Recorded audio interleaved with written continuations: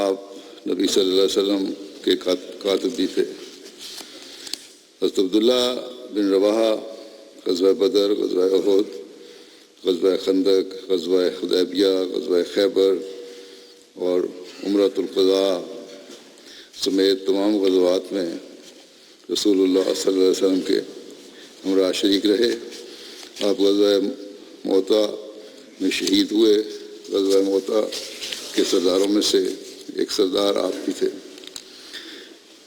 ایک روایت میں ہے کہ حضرت عبداللہ بن رواحہ نبی صلی اللہ علیہ وسلم کی خدمت میں حاضر ہوئے۔ آپ صلی اللہ علیہ وسلم سے خطبہ ارشاد فرما رہے تھے۔ خطبہ کے دوران آپ نے فرمایا بیٹھ جاؤ۔ یہ سنتے ہی آپ مسجد سے باہر جس جگہ کھڑے تھے وہیں بیٹھ گئے۔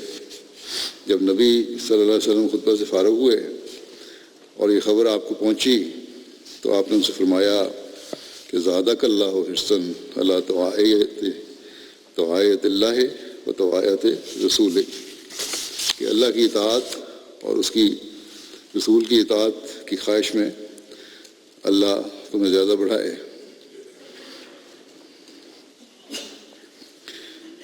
اسی طرح کا واقعہ کتب حدیث میں حضرت عبداللہ بن مسعود کے بارے میں ملتا ہے، اور یہ واقعہ ان کے حوالے سے میں ان کے خطبے میں بیان کر چکا ہوں۔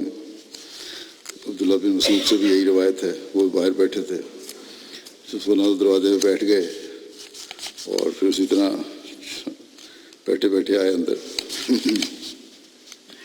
حضرت عبداللہ بن رواحہ جہاد میں سب سے پہلے گھر سے نکلتے اور سب کے بعد لوٹتے تھے۔ حضرت ابو درداء فرماتے ہیں کہ میں اس دن سے اللہ کی پناہ مانگتا ہوں جس میں حضرت عبداللہ بن رواحہ کا ذکر نہ کروں۔ جب وہ سامنے سے آتے ہوئے مجھے ملتے تو میرے سینے پر ہاتھ رکھتے، یعنی کہ ایسا تھا کہ جب بھی وہ ملتے اور روزانہ ملتے تب بھی ان کی باتیں ایسی تھیں کہ ان کا ذکر ضروری ہے۔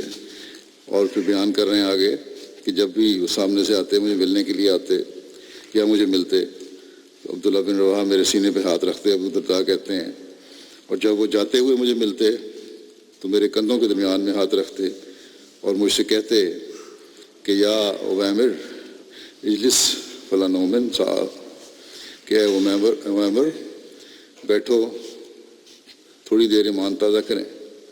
بس ہم بیٹھتے اور اللہ کا ذکر کرتے جتنا اللہ چاہتا تھا۔ پھر حضرت عبداللہ بن رواحہ کہتے کہ اے اویمر یہ ایمان کی مجالس ہیں۔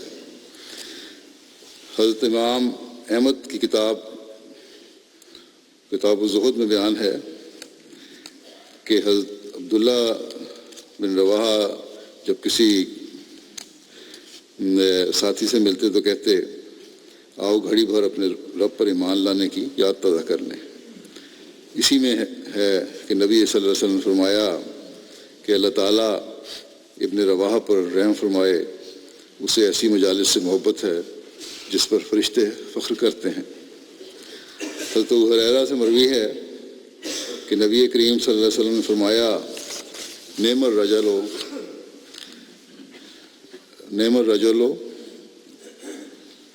عبداللہ ابن رواحہ، کہ حضرت عبداللہ بن رواحہ کتنے ہی اچھے آدمی ہیں۔ حضرت عبداللہ بن رواحہ کو فتح خیبر کے بعد پھلوں اور فصل وغیرہ کا اندازہ لگانے کے لیے آپ صلی اللہ علیہ وسلم نے بھیجا تھا۔ ایک مرتبہ حضرت عبداللہ بن رواحہ اتنے بیمار ہوئے کہ بے ہوش ہو گئے۔ نبی کریم صلی اللہ علیہ وسلم کی عادت کرنے کے لیے آئے، فرمایا اے اللہ اگر اس کی مقررہ گھڑی کا وقت ہو گیا ہے تو اس کے لیے آسانی پیدا کر دے، یعنی اگر اس کا وفات کا وقت ہے تو آسانی پیدا کر دے، اور اگر اس کا وقت موعود نہیں ہوا تو اسے شفا عطا فرما۔ اس دعا کے بعد حضرت عبداللہ کے بخار میں کچھ کمی ہوئی، انہوں نے کمی محسوس کی تو انہوں نے کہا کہ یا رسول اللہ صلی اللہ علیہ وسلم، میری والدہ کہہ رہی تھی کہ کہ ہائے میرا پہاڑ، ہائے میرا سہارا، جب میں بیمار تھا تو میں نے دیکھا کہ ایک فرشتہ لوہے کا گرز اٹھائے کھڑا یہ کہہ رہا تھا کہ کیا تم واقعی ایسے ہو؟ تو میں نے کہا ہاں، جس پر اس نے مجھے وہ گرز مارا۔ ایک اور روایت اس بارے میں اس طرح ہے اور یہ زیادہ صحیح لگتی ہے، کہتے ہیں کہ فرشتے نے لوہے کا ایک گرز اٹھایا ہوا تھا اور وہ مجھ سے پوچھ رہا تھا کہ کیا تم ایسے ہو جیسے تمہاری ماں کہہ رہی ہے کہ تم پہاڑ ہو اور میرے سہارے ہو؟ یہ تو شرک والی بات بنتی ہے۔ حضرت عبداللہ بن رواحہ کہتے ہیں کہ اگر میں کہتا کہ ہاں میں ایسا ہوں تو ضرور مجھے گرز مار دیتا۔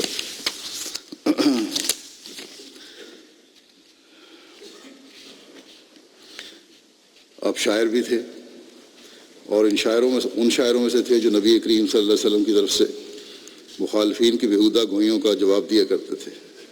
ان میں سے چند شعر یہ ہیں: انی تفرست فیک الخیر عارف واللہ یعلم ما خاننی البصر انت النبی ومن یحرم شفاعت یوم الحساب فقد ادری بہ القدر فثبت اللہ ما اتاک من حسن تثبیت موسیٰ و نصر کالذی یسیر، کہ میں نے آپ کی ذات مقدس میں یعنی آسلم کی ذات میں بھلائی پہچان لی تھی، اور اللہ جانتا ہے کہ میری نظر نے دھوکہ نہیں کھایا۔ آپ نبی ہیں، قیامت کے دن جو شخص آپ کی شفاعت سے محروم کر دیا گیا، بے شک قضاء و قدر نے اس کو بے وقت کر دیا، بس اللہ ان خوبیوں پر ثواب بخشے جو اس نے آپ کو دی ہیں، جس طرح موسیٰ کو ثابت قدم رکھا اور آپ کی مدد کرے جیسا کہ ان نبیوں کی مدد کی۔ نبی کریم صلی اللہ علیہ وسلم نے ان اشعار کو سن کر فرمایا کہ اے ابن رواحہ، اللہ تم کو ثابت قدم رکھے۔ ہشام بن عروہ نے کہا ہے کہ اللہ نے ان کو اس دعا کی برکت سے خوب ثابت قدم رکھا، حتیٰ کہ آپ شہید ہوئے اور ان کے واسطے جنت کے دروازے کھول دیے گئے، اس میں شہید ہو کر داخل ہوئے۔ ابن سعد کی روایت ہے کہ جب یہ آیت نازل ہوئی کہ وَالشُّعَرَاءُ يَتَّبِعُهُمُ الْغَاوُونَ وَالشُّعَرَاءُ يَتَّبِعُهُمُ الْغَاوُونَ، اور رہے شاعر تو محض بھٹکے ہوئے ہی ان کی پیروی کرتے ہیں، تو حضرت عبداللہ بن رواحہ کہنے لگے کہ اللہ تعالیٰ خوب جانتا ہے کہ میں انہی میں سے ہوں جس پر اللہ تعالیٰ نے یہ آیت نازل فرمائی کہ اِلَّا الَّذِينَ آمَنُوا وَعَمِلُوا الصَّالِحَاتِ، سوائے ان کے جو ان میں سے ایمان لائے اور نیک اعمال بجا لائے۔ موجب الشعراء کے مصنف لکھتے ہیں کہ حضرت عبداللہ بن رواحہ زمانہ جاہلیت میں بھی بہت قدر و منزلت رکھتے تھے اور زمانہ اسلام میں بھی ان کو بہت بلند مقام اور مرتبہ حاصل تھا۔ حضور صلی اللہ علیہ وسلم کی شان میں ایک شعر حضرت عبداللہ نے ایسا کہا ہے کہ اسے آپ کا بہترین شعر کہا جا سکتا ہے۔ وہ شعر آپ کی دلی کیفیت کو خوب بیان کرتا ہے، جس میں حضرت عبداللہ نے حضرت صلی اللہ علیہ وسلم مخاطب کرتے ہوئے کہا: لو لم تکن فیہ آیات مبینہ کانت مبیتہ تنبیک بالخبر، کہ اگر حضرت محمد مصطفیٰ صلی اللہ علیہ وسلم کی ذات کے بارے میں کھلے نشانات اور روشن معجزات نہ بھی ہوتے تو آپ صلی اللہ علیہ وسلم کی ذات ہی حقیقت حال سے آگاہی کے لیے کافی ہے۔ حضرت عبداللہ بن رواحہ جاہلیت کے زمانے میں لکھنا پڑھنا جانتے تھے، حالانکہ اس زمانے میں عرب میں کتابت بہت کم تھی۔ غزوہ بدر کے اختتام پر نبی کریم صلی اللہ علیہ وسلم نے حضرت زید بن حارثہ کو مدینہ کی طرف اور حضرت عبداللہ بن رواحہ کو اوالی کی جانب فتح کی نوید سنانے کے لیے بدر کے میدان سے روانہ فرمایا۔ اوالی مدینہ کے بالائی جانب وہ علاقہ جو 4 میل سے لے کر 8 میل کے درمیان ہے، اس میں قبا کی بستی اور چند دیگر قبائل رہتے ہیں، اسے کہتے ہیں۔ سعید بن جبیر سے مروی ہے کہ رسول اللہ صلی اللہ علیہ وسلم مسجد حرام میں اونٹ پر داخل ہوئے۔ آپ عصا سے حجر اسود کو بوسہ دے رہے تھے۔ آپ کے ہمراہ حضرت عبداللہ بن رواحہ بھی تھے جو آپ کی اونٹنی کی نکیل پکڑے ہوئے تھے اور یہ اشعار کہہ رہے تھے کہ خلو بنی الکفار عن سبیل نحن ضربنکم علی طویل ضربا یزیل الحامہ عن وقیل، کہ اے کفار آپ کے راستے سے ہٹ جاؤ، ہم نے آپ صلی اللہ علیہ وسلم کے رجوع کرنے پر تمہیں ایسی مار ماری جو سروں کو مقام استراحت سے ہٹا دے۔ حضرت قیس بن ابو حازم سے مروی ہے کہ رسول اللہ صلی اللہ علیہ وسلم نے حضرت عبداللہ بن رواحہ سے فرمایا کہ اترو اور ہمارے اونٹوں کو حرکت دو، یعنی کچھ شعر کہو، کہہ کر اونٹوں کو تیز کرو، جسے ہدی کہتے ہیں۔ عرض کی کہ یا رسول اللہ میں نے یہ کلام ترک کر دیا ہے۔ حضرت عمر نے کہا سنو اور اطاعت کرو، اور حضرت عبداللہ بن رواحہ یہ اشعار کہتے ہوئے اپنے اونٹ سے اترے کہ یا رب لولا انت ما اهتدینا ولا تصدقنا ولا صلینا فانزلا سکینۃ علینا وثبت الاقدام ان لاقینا ان الکفار قد بغوا علینا، کہ اے پروردگار اگر تو نہ ہوتا تو ہم لوگ ہدایت نہ پاتے، نہ تو صدقہ و خیرات کرتے، نہ نماز پڑھتے، ہم پر سکون و اطمینان نازل فرما، اور جب ہم دشمن کا مقابلہ کریں تو ہمارے قدم ثابت رکھ، کیونکہ کفار ہم پر حملہ آور ہوئے ہیں۔ وکیل نے کہا کہ دوسرے راوی نے اتنا اور اضافہ کیا تھا کہ وَإِنْ أَرَادُوا فِتْنَةً أَبَيْنَا، کہ اگر وہ فتنہ و فساد برپا کرنا چاہیں تو ہم انکار کرتے ہیں، یعنی اس فتنہ اور فساد کا سد جواب کرتے ہیں اور اسے برپا نہیں ہونے دیتے۔ راوی نے کہا پھر نبی کریم صلی اللہ علیہ وسلم نے فرمایا اے اللہ ان پر رحمت کر۔ اس پر حضرت عمر نے کہا کہ واجب ہو گئی، آن وسلم کی دعا ہی سے یہ رحمت تو واجب ہو گئی۔ حضرت عبادہ بن صامت سے مروی ہے کہ رسول اللہ صلی اللہ علیہ وسلم جب حضرت عبداللہ بن رواحہ کی عیادت کے لیے تشریف لے گئے تو آپ کے لیے اپنے بستر سے نہ اٹھ سکے۔ آپ نے فرمایا کہ تم جانتے ہو کہ میری امت کے شہداء کون ہیں؟ لوگوں نے عرض کی مسلمان کا قتل ہونا شہادت ہے۔ فرمایا تب تو میری امت کے شہداء کم ہیں۔ آن صلی اللہ علیہ وسلم نے فرمایا مسلمان کا شہادت، فرمایا کہ مسلمان کا قتل ہونا شہادت ہے، اور پیٹ کی بیماری سے فوت ہونا شہادت ہے، اور پانی میں ڈوب کر فوت ہونا شہادت ہے، اور وہ عورت جس کی زچگی میں وفات ہو جاتی ہے، یہ سب شہادت کی اقسام ہیں۔ حضرت عروہ بن زید سے روایت ہے کہ رسول اللہ صلی اللہ علیہ وسلم نے غزوہ موطا میں حضرت زید بن حارثہ کو سردار لشکر بنایا اور فرمایا کہ اگر یہ شہید ہو جائیں تو حضرت جعفر بن ابو طالب ان کی جگہ پر ہوں، پھر اگر حضرت جعفر بھی شہید ہو جائیں تو حضرت عبداللہ بن رواحہ سردار بنے، اگر عبداللہ بھی شہید ہوں تو مسلمان جس کو پسند کریں اس کو اپنا سردار بنا لیں۔ بس جب لشکر تیار ہو گیا اور اہل لشکر کوچ کرنے لگے تو لوگوں نے رسول اللہ صلی اللہ علیہ وسلم کے سرداروں کو رخصت کیا اور ان کو سلامتی کی دعا دی۔ جب لوگوں نے رسول اللہ صلی اللہ علیہ وسلم کے سرداروں کو اور حضرت عبداللہ بن رواحہ کو رخصت کیا تو حضرت عبداللہ بن رواحہ رونے لگے۔ لوگوں نے رونے کا سبب دریافت کیا تو انہوں نے جواب دیا کہ بخدا مجھے دنیا کی محبت اور اس کی شدید خواہش اور شوق نہیں ہے، بلکہ میں نے رسول اللہ صلی اللہ علیہ وسلم کو یہ آیت پڑھتے سنا ہے کہ وَإِن مِّنكُمْ إِلَّا وَارِدُهَا كَانَ عَلَىٰ رَبِّكَ حَتْمًا مَّقْضِيًّا، کہ اور تم میں سے کوئی نہیں مگر وہ ضرور اس میں جانے والا ہے، یعنی دوزخ میں، یہ تیرے رب پر ایک طے شدہ فیصلے کے طور پر فرض ہے۔ بس میں نہیں جانتا کہ پل صراط چڑھنے کے اور پار اترنے میں میرا کیا حال ہوگا۔ اس سے پہلے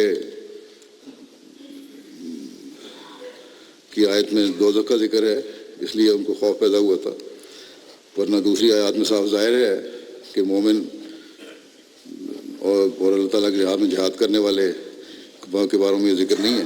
بہرحال مسلمانوں نے کہا کہ اللہ تمہارے ہمراہ ہے، وہی تم کو ہم تک خیر و خوبی سے واپس لائے گا۔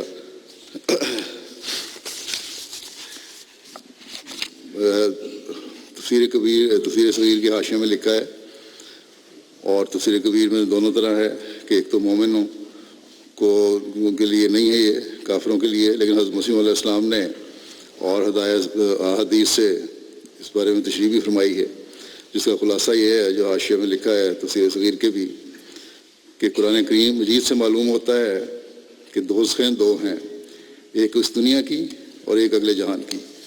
یہ جو فرمایا کہ ہر ایک شخص دوزخ میں جائے گا، اس سے مراد یہ نہیں کہ مومن بھی دوزخ میں جائیں گے، بلکہ یہ مراد ہے کہ مومن دوزخ کا حصہ اسی دنیا میں پا لیتے ہیں، یعنی کفار انہیں قسم قسم کی تکالیف دیتے ہیں، ورنہ مومن قرآن مجید کی روح سے اگلے جہان میں دوزخ میں کبھی نہیں جائیں گے، کیونکہ قرآن مجید مومنوں کے متعلق فرماتا ہے کہ لا یسمعون حسیسہا، یعنی مومن دوزخ سے اتنے دور رہیں گے کہ وہ اس کی آواز بھی نہیں سن سکیں گے۔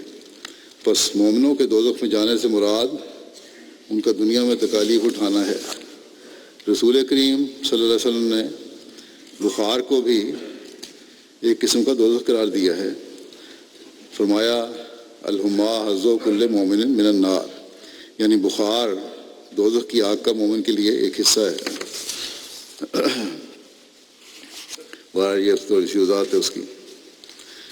اور انہوں نے رخصت کیا مسلمانوں نے، مومنوں نے، انہیں کہا کہ اللہ تعالیٰ تمہیں دشمنوں کے شر سے بچائے۔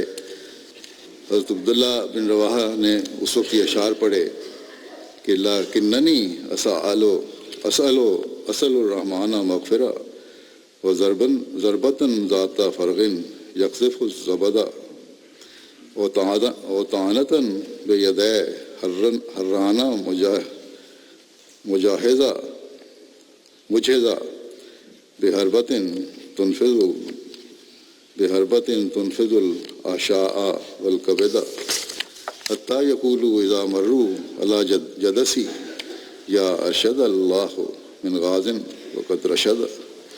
لیکن میں خدائے رحمان سے مغفرت طلب کرتا ہوں اور تلواروں کا ایسا وار کرنے کی توفیق مانگتا ہوں جو کشادہ گھاؤ والا ہو اور تازہ خون نکالنے والا ہو، جس میں جھاگ اٹھ رہی ہو، اور نیزے کا ایسا حملہ جو پوری تیاری سے خون کے شدید پیاسے کے ہاتھوں سے کیا گیا ہو، جو انتڑیوں اور جگر کے پار ہو جائے، یہاں تک کہ جب لوگ میری قبر کے پاس سے گزریں تو کہیں کہ اے جنگ میں شامل ہونے والے، اللہ تیرا بھلا کرے اور اس خدا نے بھلا کر دیا ہو۔ پھر عبداللہ بن رواحہ رسول اللہ صلی اللہ علیہ وسلم کی خدمت میں حاضر ہوئے، آپ صلی اللہ علیہ وسلم نے ان کو رخصت کیا، لشکر نے کوچ کیا، یہاں تک کہ معان مقام پر پڑاؤ کیا۔ معان ملک شام میں حجاز کی جانب بلقاء کے نواح میں ایک شہر ہے۔ وہاں جا کر معلوم ہوا کہ ہرکل 1,00,000 رومی اور 1,00,000 عربی فوجی کے ساتھ معاب مقام پر موجود ہے۔ معاب بھی ملک شام میں بلقاء کے نواح میں ایک شہر ہے۔ مسلمانوں نے 2 دن معان میں قیام کیا اور آپس میں کہا کہ رسول اللہ صلی اللہ علیہ وسلم کے پاس کسی کو بھیج کر اپنے دشمن کی کثرت سے خبر دیں، یعنی کہ دشمن بہت بڑی تعداد میں ہے، یا تو آپ ہماری مدد کریں گے یا کچھ اور حکم دیں گے۔ مگر حضرت عبداللہ بن رواحہ نے مسلمانوں کو جوش دلایا، چنانچہ وہ لوگ باوجود کہ 3,000 تھے آگے بڑھے اور رومیوں سے بلقاء کی ایک بستی مشارف کے قریب جا ملے۔ مشارف ملک شام میں اسلام کی کئی بستیاں تھیں، جس میں ایک خوران شہر کے پاس ہے، ایک دمشق کے قریب، ایک بلقاء کے قریب ہے۔ پھر مسلمان وہاں سے موتا کی طرف ہٹ آئے۔ حضرت انس سے روایت ہے کہ نبی کریم صلی اللہ علیہ وسلم نے حضرت زید، حضرت جعفر اور حضرت عبداللہ بن رواحہ کے شہید ہو جانے کی خبر لوگوں کو سنائی۔ اس کے قبل اس کے کہ ان تک اس کی کوئی خبر نہیں آئی تھی، پہلے بتا دیا آپ نے فرمایا زید نے جھنڈا لیا اور وہ شہید ہوئے، پھر جعفر نے لیا اور وہ بھی شہید ہوئے، پھر عبداللہ بن رواحہ نے لیا، وہ بھی شہید ہوئے، اور آپ کی آنکھوں سے آنسو جاری تھے۔ فرمایا پھر جھنڈا اللہ کی تلواروں میں سے ایک تلوار نے لیا، آخر اللہ نے اس کے ذریعے سے فتح دی۔ جب رسول اللہ صلی اللہ علیہ وسلم تک حضرت زید بن حارثہ، حضرت جعفر اور حضرت عبداللہ بن رواحہ کی شہادت کی خبر پہنچی تو نبی کریم صلی اللہ علیہ وسلم نے ان کا حال بیان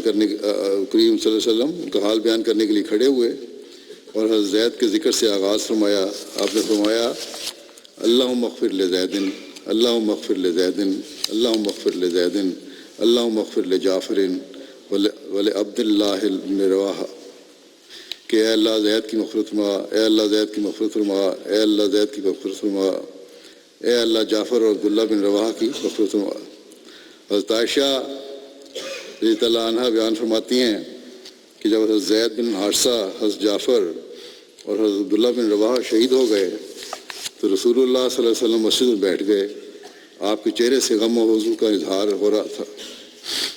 حضرت مسلم معود رضی اللہ عنہ نے غزوہ موتا کا ذکر کرتے ہوئے اس طرح فرمایا ہے، یہ پہلے زید کے بارے میں بھی ذکر ہو چکے، ضمن میں بھی ذکر ہو چکا ہے، لیکن بہرحال دوبارہ پیش کرتا ہوں تھوڑا سا حصہ کہ آپ لکھتے ہیں کہ اس کا افسر حضرت صلی اللہ علیہ وسلم نے انہی زید کو مقرر کیا تھا، مگر ساتھ ہی یہ ارشاد فرمایا کہ میں اس وقت زید کو لشکر کا سردار بناتا ہوں، اگر زید لڑائی میں مارے جائیں تو ان کی جگہ جعفر لشکر کی کمان کریں، اگر وہ بھی مارے جائیں تو عبداللہ بن رواحہ کمان کریں، اگر وہ بھی مارے جائیں تو پھر جس پر مسلمان متفق ہوں وہ فوج کی کمان کرے۔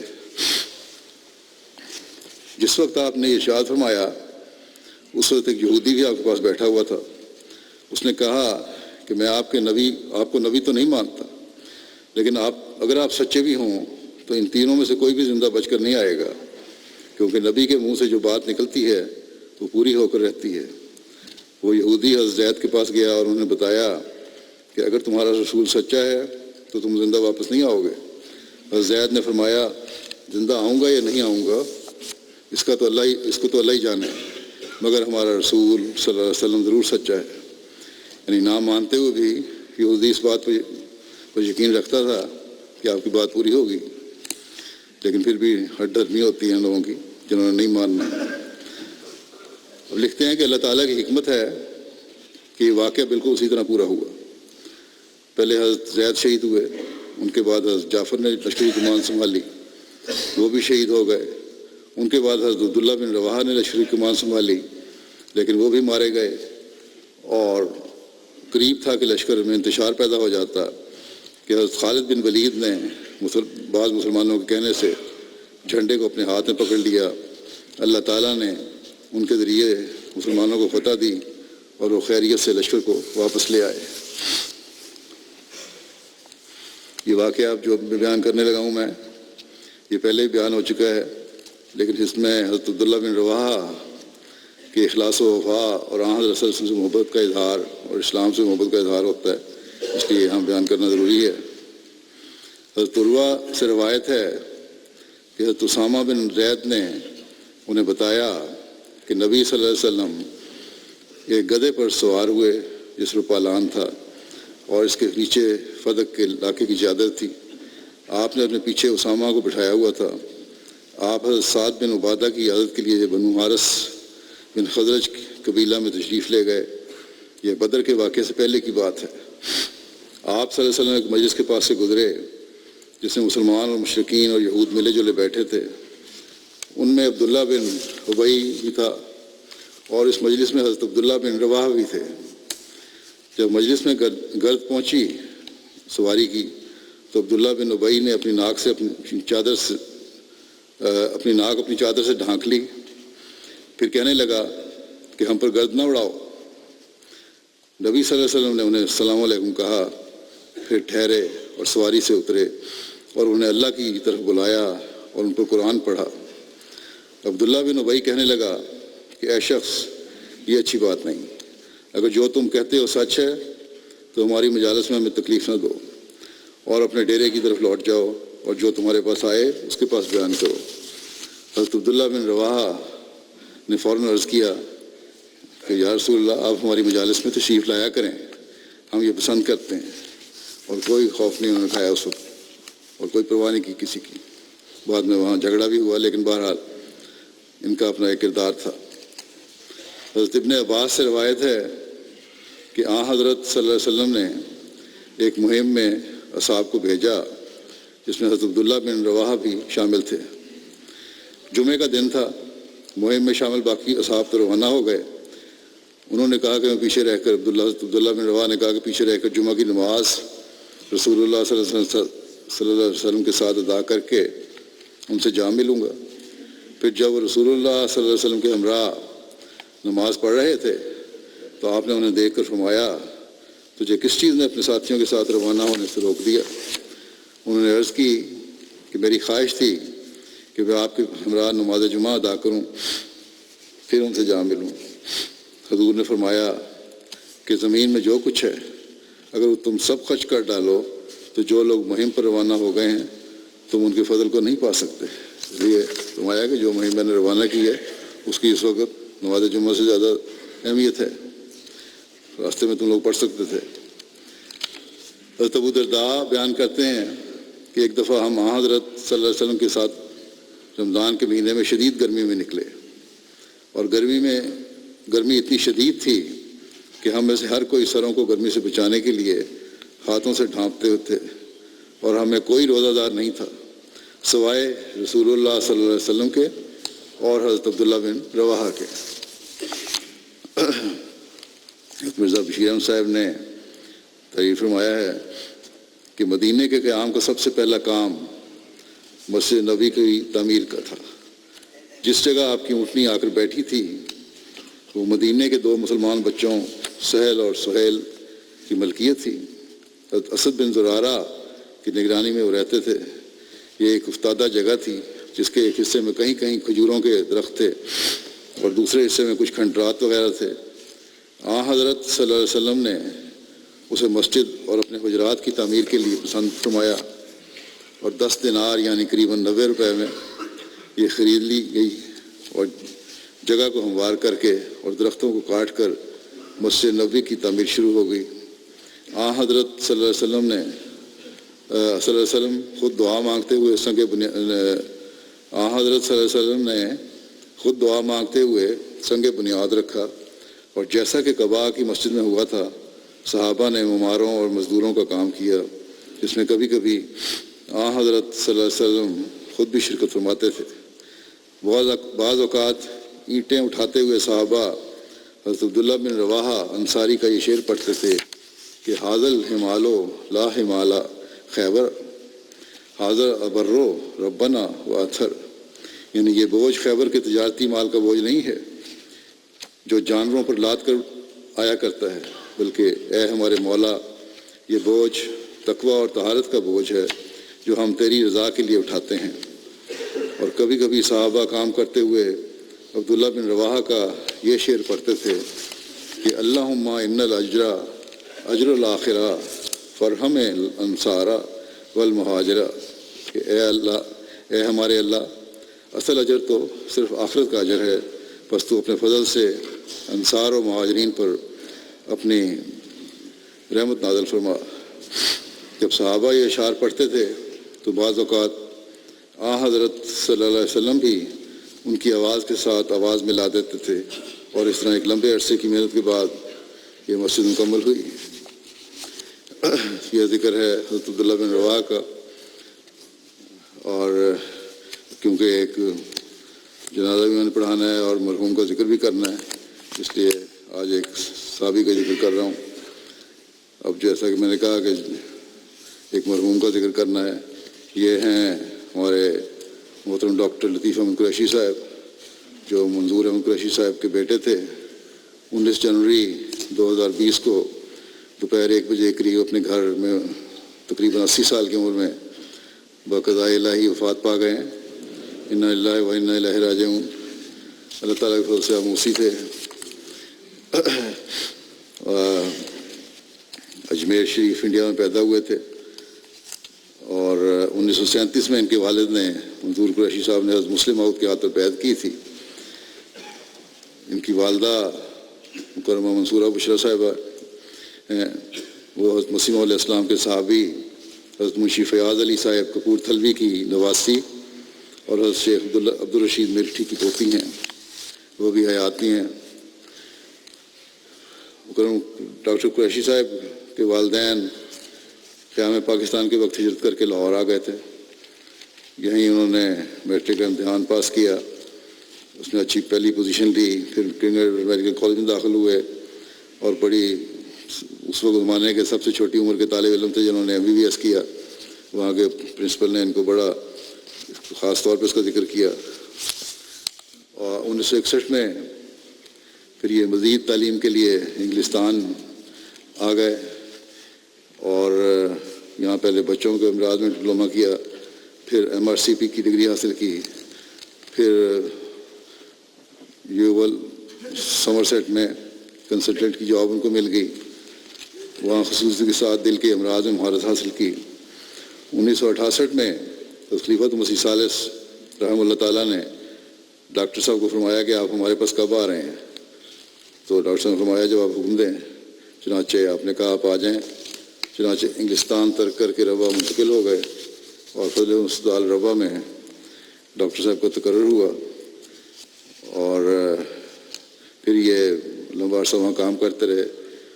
11 جولائی 1983 بطور چیف میڈیکل آفیسر فضل ہسپتال مقرر ہوئے، اور 87 تک اس خدمت میں مأمور رہے۔ 60 سال کی عمر تک فضل ہسپتال کی خدمت کی توفیق پاتے رہے۔ 20 اگست 98 کو ریٹائر ہوئے۔ 6 ستمبر 98 کو دوبارہ فضل ہسپتال جوائن کر لیا، اور 10 ستمبر 2000 تک اللہ کے فضل سے آپ کو فضل ہسپتال میں خدمت کی توفیق ملی۔ اس طرح فضل ہسپتال میں ان کی خدمت کا عرصہ تقریباً 30 سال پر محیط ہے۔ ڈاکٹر لطیف قریشی صاحب علاوہ اس کے کہ واقف زندگی ڈاکٹر رہے، خدام الحمدیہ مرکزیہ انصار اللہ مرکزیہ میں بھی مختلف عہدوں پر ان کو کام کرنے کی توفیق ملی۔ آج کل نائب صدر انصار اللہ بھی تھے۔ مجلس افتاء کے ممبر بھی اس عرصے میں 2 سال رہے۔ یہ انہوں نے 2 کتابیں بھی لکھیں جو خاص طور پہ پاکستان کے لوگوں کے لیے تھیں، حفظان صحت کے اصول اور ہیلدی لیونگ۔ ان کے اہلیہ بھی چند دن پہلے فوت ہوئی تھیں، اور ان کا ذکر میں کیا تھا۔ مولانا عبد المالک خان صاحب کی بیٹی تھی، وہ گزشتہ جمعہ ان کا جنازہ میں نے پڑھایا تھا، اور اگلے دن 2 دن بعد یہ کی وفات بھی ہو گئی۔ ان کے وفات کے کوئی 15 دن بعد ان کے بھی پسماندگان میں، جیسا کہ میں نے ان کی اہلیہ کے ذکر میں بھی ذکر کیا تھا کہ 3 بیٹے اور 2 بیٹیاں ہیں۔ ان کے بیٹے عطاء المالک، ڈاکٹر عطاء المالک کہتے ہیں کہ جب سے میں نے ہوش سنبھالا ہے والد صاحب نے کبھی تہجد کی نماز نہیں ترک کی۔ اسی طرح ہماری والدہ میں بتاتی تھیں کہ شادی کے پہلے دن سے تہجد کی نماز باقاعدگی سے پڑھتے تھے۔ تقریباً 50 سال سے زائد عرصہ تک روزانہ بلا ناغہ تہجد کا اہتمام کیا۔ امی کی آخری بیماری میں بھی جبکہ والد صاحب بہت محنت سے ان کی صحت کا خیال رکھتے تھے، اور ہسپتال پہ لے جانا ہوتا تھا، ڈائلیسس کروانے کے لیے بھی وہاں کئی گھنٹے بیٹھنا ہوتا تھا، اور بے آرامی بھی تھی، لیکن اس کے باوجود کبھی تہجد نہیں چھوڑی۔ مریضوں سے انتہائی ہمدردی سے پیش آتے تھے، غریب پرور تھے۔ دور دور سے غریب مریض آپ کے پاس آتے، دوائی لیتے اور شفا پاتے۔ کئی مریضوں سے فیس بھی نہ لیتے، بعض دفعہ اپنے پاس سے مدد کر دیتے۔ ہمیشہ تلقین کرتے کہ شفا اللہ تعالیٰ کے ہاتھ میں ہے، اور اپنے 3 بچوں کو جو ڈاکٹر ہیں انہیں خاص طور پر بار بار اس عمر کی یہی یقین دہانی کراتے تھے کہ ہمیشہ اپنے مریضوں کے لیے دعا میں مشغول رہو۔ ان کے بیٹے کہتے ہیں کئی دفعہ میں اپنے والد صاحب کو اپنے مریضوں کے لیے دعا کے لیے کہتا تو اگلے دن پھر وہ فون کر کے پوچھتے کہ کیا حال ہے مریض کا، میں نے دعا کی ہے۔ 1969 میں جبکہ انگلستان میں کنسلٹنٹ کا کام کرتے تھے، تمام دنیاوی فوائد اور پیسوں کو چھوڑ کر اللہ پہ توکل کرتے ہوئے روا ہے اور اللہ کی ذات پر کامل یقین تھا کہ تمام دنیاوی اور دینی کام خود بنائے گا اور بچے بھی اعلیٰ تعلیم حاصل کریں گے. چنانچہ اللہ تعالیٰ نے فضل فرمایا اور کبھی مالی تنگی نہیں آئی اور بچوں نے اعلیٰ تعلیم بھی حاصل کی. بچے بھی آج کل اکثر امریکہ میں یا تینوں میں بچے ان کے ڈاکٹر جو ہیں. اپنے والدین کی بہت خدمت کرتے تھے, آخر وقت تک والدہ کو خود کھانا دیتے رہے اور خاص خیال رکھتے رہے. میں نے بتایا ہے نا کہ والدہ بھی حیات ان کے پاس ہی تھیں. بیٹا ان کے کہتے ہیں کہ میرے امریکہ جانے میں امتحانات کی تیاری وغیرہ کے میری بڑی مدد کی, بڑی حوصلہ افزائی ہم بچوں کی کیا کرتے تھے. دکھاوے سے سخت نفرت کرتے تھے, ہمیشہ سادہ طریق پر زندگی گزاری اور ہر چھوٹے اور بڑے کام سے پہلے خلیفہ وقت کی خدمت میں دعا کا خط لکھتے تھے اور مشورہ کرتے تھے. اور دوسرے بیٹے ان کے ڈاکٹر محمود قریشی, محمد احمد محمود, کہتے ہیں کہ خلیفہ ثالث نے ان کے بارے میں فرمایا تھا کہ یہ صرف ڈاکٹر ہی نہیں ہیں بلکہ دعا گو ڈاکٹر ہیں. ہر مریض کے لیے دعا کرتے, ہر پرچی پر دوائی لکھنے سے پہلے بسم اللہ الرحمن الرحیم لکھتے اور پھر اس کے نیچے وہ شافی لکھتے.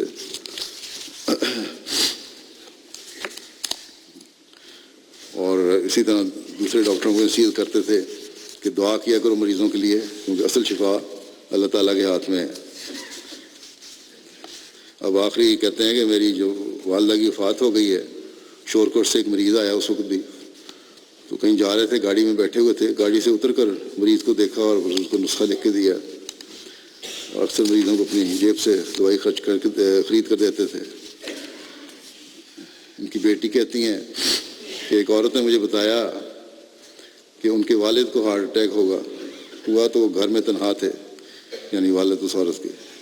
تو انہوں نے جا کے گھر دیکھا مریض کو, بچوں کو فون کیا اور جب تک ان کے بچے گھر نہیں آ گئے اس وقت تک ان کو چھوڑا نہیں, مریض کے پاس بیٹھے رہے. ہر سال بڑے اہتمام سے انگلستان اور قادیان کے جلسے میں شرکت کرنے کے لیے جاتے تھے. محنت کی بڑی عادت تھی, بڑی ہمت سے ہمیشہ کام کیا انہوں نے. ان کی بیٹی کہتی ہیں کہ وفات کے بعد مجھے کہا کہ میرے ساتھ اپنی امی کی تمام چیزوں کے انتظامات میں مدد کرو. کام مکمل ہونے پر اس قدر شکر گزار ہوئے کہ میں شرمندہ ہوتی گئی.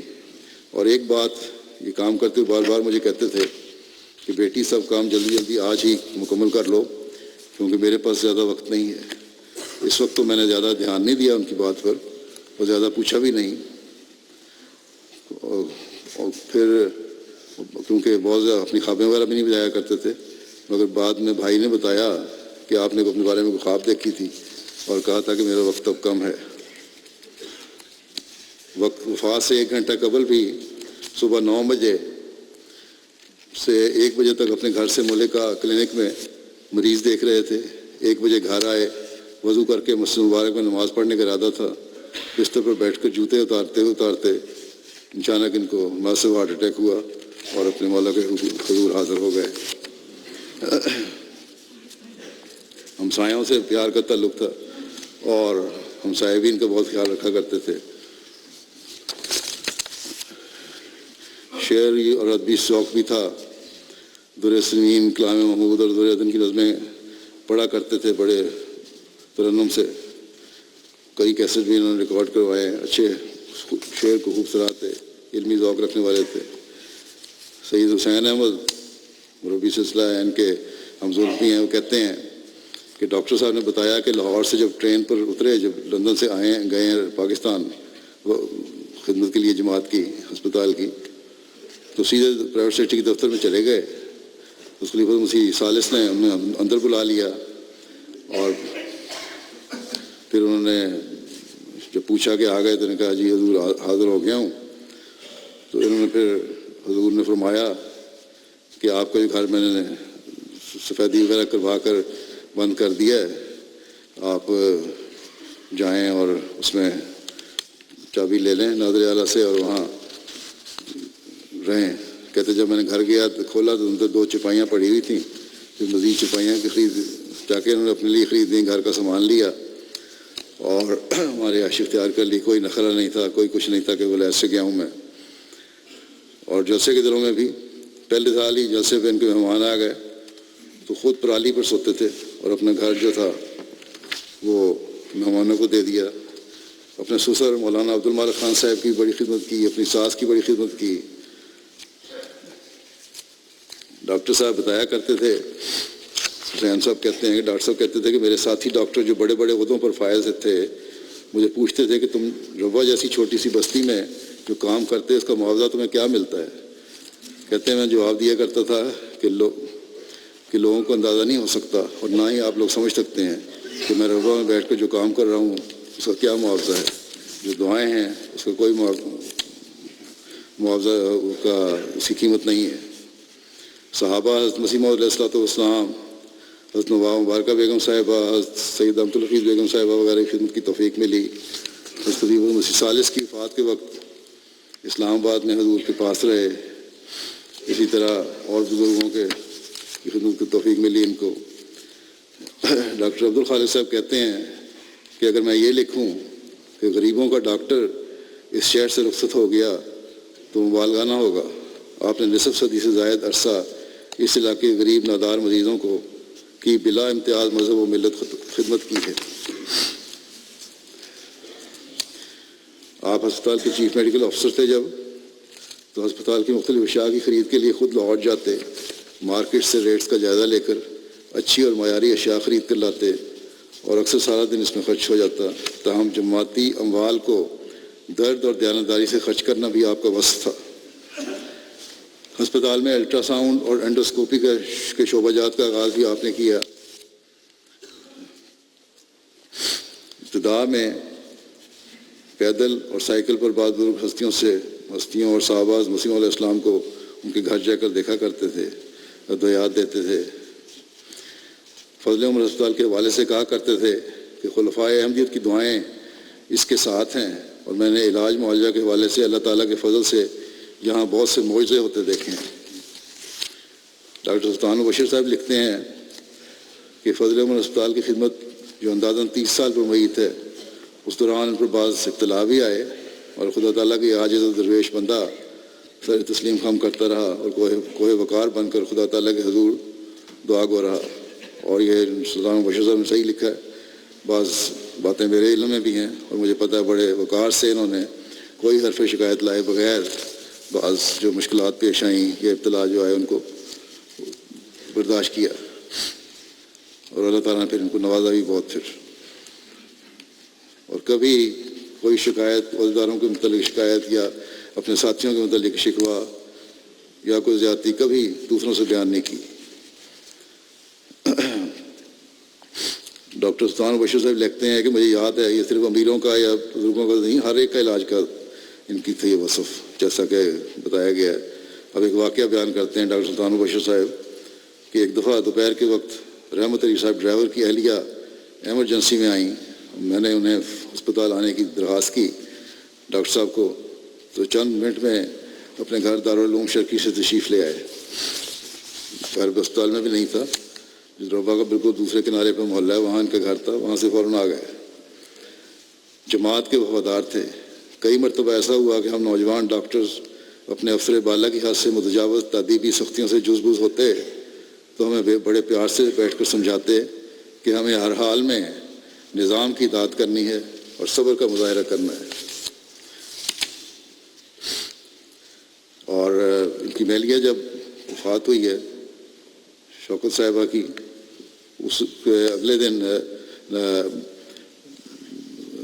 ان کے 2 بھانجوں کی دعوت ولیمہ تھی, تو اسی دن بلکہ تو آپ نے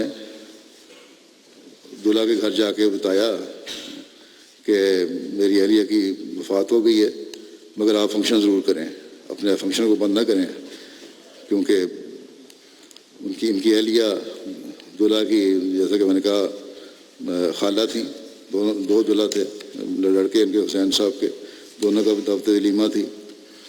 لیکن انہوں نے کہا کہ آپ ضرور فنکشن کریں, یہ نہیں ہے کہ اس کو روک دیں.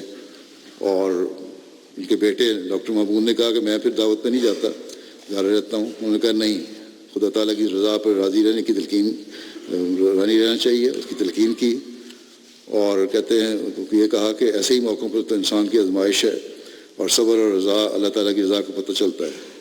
پھر بیٹے کو بھی ساتھ لے کر باقاعدہ دعوت میں شامل بھی ہوئے اور محلہ میں اس عمل کا اہتمام کیا کہ دعوت ولیمہ کے وقت تک وفات کی اطلاع کسی کو نہ ہو۔ اللہ تعالیٰ ان سے رحمت اور مغفرت کا سلوک فرمائے، ان کے بچوں کو بھی صبر اور حوصلہ عطا فرمائے۔ اوپر تلے تو ماں باپ ان بچوں کے فوت ہوئے ہیں، اللہ تعالیٰ ان کو اور ان کو نیکیاں جو ہیں ان دونوں کی، میاں بیوی کی، ان کے بچوں میں بھی ان کو جاری رکھے۔ ان کی والدہ جیسا کہ میں نے کہا حیات ہیں، اللہ تعالیٰ بیمار بھی ہیں کافی، اللہ تعالیٰ ان کو بھی رحم اور فضل فرمائے۔